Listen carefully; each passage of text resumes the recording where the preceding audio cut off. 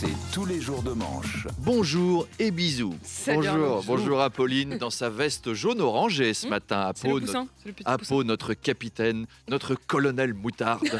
Bonjour Charles, bonjour Stéphane et bonjour Taylor Swift. Alors, ce soir, c'est les Césars. Le gros favori, c'est donc Anatomie d'une chute, ce film formidable sur la carrière politique d'Amélie Oudéa-Castéra, à la seule différence que le film est plus long que la dite carrière. Les Césars qui sont marqués par le mouvement MeToo, les révélations de Judith Godrèche abusée quand elle avait 14 ans. Vous voyez, je pense vraiment qu'il faut séparer l'homme de l'artiste, surtout si l'artiste est une actrice de 14 ans. Bref, des révélations autour de Benoît Jacquot, Jacques Doyon, Depardieu. En plus, c'est en même temps que le salon de l'agriculture. Dites donc, les amateurs de porc vont être servis ce week-end. Hein. Alors, en parlant de salon de l'agriculture. Et comme chaque année, les animaux ont leur concours de beauté. On les peigne, on les pomponne, on les fait défiler, on leur donne une médaille et après, on les bouffe. Heureusement qu'on fait pas ça à Miss France, hein, la pauvre. Alors, il y a des concours d'élection de la plus belle vache, c'est très campagne. On fait pas ça à Paris, mais c'est parce qu'on a une faune qui est moins glamour. On va pas faire l'élection du plus beau rat ou de la plus belle punaise de lit.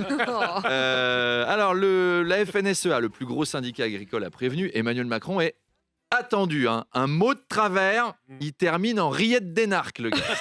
Sa carrière va se finir sur une image de saucisse centriste, comme Benjamin Griveaux. Et donc, il pourra...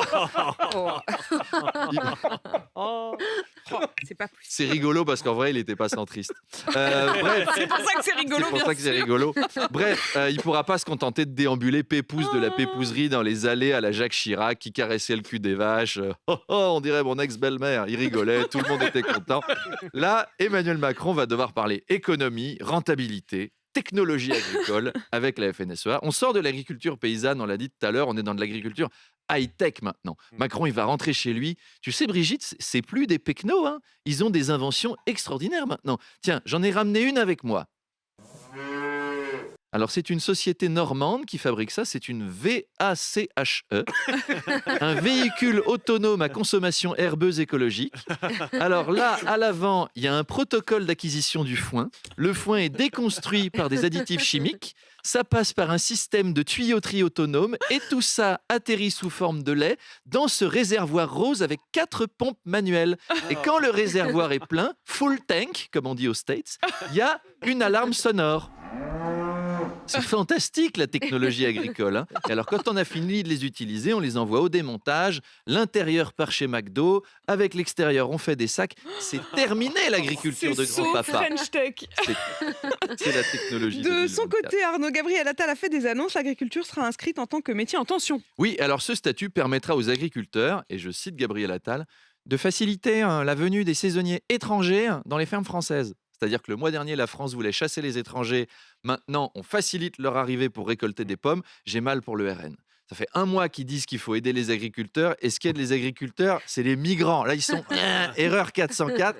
Tu leur demandes dans les champs, vous préférez trouver des poireaux ou des Somaliens? Ou au marché, vous préférez un étal avec des pommes et des framboises dessus ou un étal avec des Soudanais et des Afghans autour? Eh ben, ils peuvent pas choisir. Soit on importe nos fraises des autres pays, soit on importe les autres pays pour ramasser nos fraises. Mais on peut pas manger français ou être raciste. Tu peux pas faire les deux. Faut choisir. On dira, je suis rentré du salon de l'agriculture, j'ai ramené 2 barquettes de fraises, un Saint-Nectaire et 2 Sénégalais. Remarquez, c'est peut-être ça qui va motiver Macron à y aller. Hein. Si tu peux revenir du salon avec des beaux noirs musclés et travailleurs, c'est tout de suite plus motivant. À un moment, je vais prendre un contrôle fiscal, Donc, moi je Arnaud, sens. sans Il va faire transition, mal. l'État de l'Oklahoma pourrait bientôt interdire les sextos avant le mariage. Oui, vous savez maintenant pourquoi je suis revenu si vite des États-Unis, hein, vous comprenez.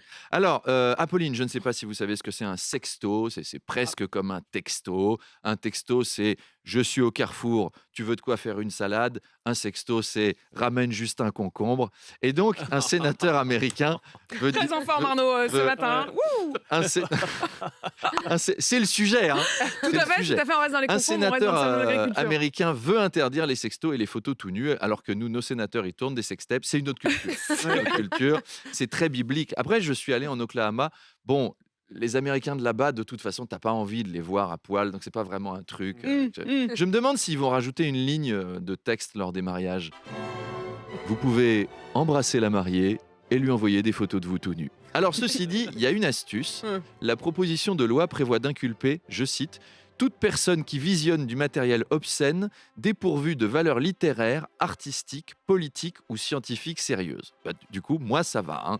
Je vous garantis que tous mes textos ont une visée littéraire, politique, artistique ou scientifique sérieuse. Il suffit de dire « démonte-moi comme le gouvernement a démonté les services publics » et hop, vous rentrez dans la case intérêt politique. Je ne sais pas aussi s'ils vont créer des brigades dédiées. En plus, les flics américains, on sait qu'ils rigolent pas. Ouais, Hein. c'est clair. Ok John, on a un suspect. On l'a vu envoyer un emoji pêche à une femme. John, passe par devant, je passe par derrière. Police, lâchez ce concombre. On le répétera pas 2 fois, monsieur Magnin. Put the cucumber down now. Bon, allez, bon week-end. Je file. Hein. Après San Francisco et Los Angeles, je pars jouer à Nancy et Saint-Étienne. Ah, je change d'ambiance. Mais vive la France. Vive la France. Vive Et la à lundi. France, à lundi, Arnaud Rousseau de Eh la oui. FNSEA. Arnaud Demange, vous êtes là, vous allez le pirater. Eh oui, la transition est toute trouvée. Oui, en tout cas, Arnaud Rousseau, ça ne le gêne pas de marcher dans la boue. C'est donc un des plus gros exploitants agricoles et il est là pour le salon de l'agriculture. Alors, l'agriculture qui s'est bien industrialisée avec la FNSEA, ça me rappelle un truc. J'étais à une émission un jour et j'avais rencontré Jean Lassalle. C'est authentique, hein, je veux dire. Vous savez, le candidat berger qui vivait dans la forêt, là, tout le monde le resitue. Bon. On avait un débat sur l'agriculture parce que lui, il aime la nature, mais la nature naturelle, quoi. Pas domestiquée, pas nos carottes de Parisiens toutes droites, toutes oranges, qu'on dirait sorties d'usine. Non, moi, j'aime mes carottes toutes tordues, avec des araignées dessus, des multicolores à cause des champignons, des moisissures. Il était déchaîné. Quand je mange un chou, je veux sentir le goût acide des limaces qui vont avec. Quand je fais mon alcool des montagnes, c'est de l'alcool de hérisson fermenté. C'est des hérissons écrasés que j'ai ramassés moi-même sur la départementale 42. Oui, mais il faut qu'on goûte avant de juger, Apolline. Vous jugez. Bref, les agriculteurs montent une nouvelle fois à Paris. Alors les gars, ils organisent quand même des traversées de la France sur plusieurs jours pour rejoindre Paris parce qu'ils sont en détresse financière. Alors que Paris, c'est quand même le dernier endroit où tu vas quand tu as des problèmes de thunes, quoi. 4 jours pour se loger là-bas, à 600 balles la nuit avec vue sur les travaux.